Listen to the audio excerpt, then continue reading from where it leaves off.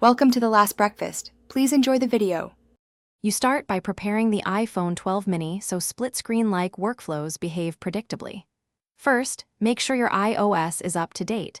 This fixes multitasking bugs and adds features. Once done, close background apps and enable reachability if you need easier reach. This helps with tiny screen interaction. Next, open the first app you want to use and position it. This is the actionable first step, because the system often requires an active app to trigger multitask options. Now you'll create a side-by-side layout using slide over and split-like snapping. From the dock, drag the first app up and drop it into slide over. This floats it over the screen. Next, drag a second app from the dock and drop it at the screen edge to try a split arrangement.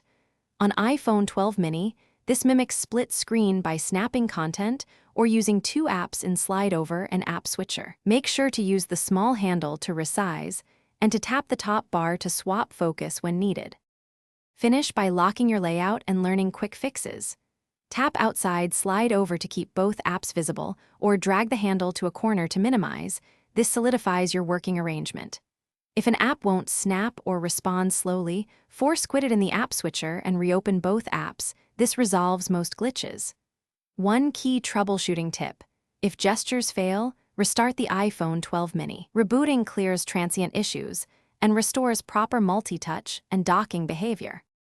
Thanks for watching. If this was helpful, leave a like and consider subscribing. See you next time.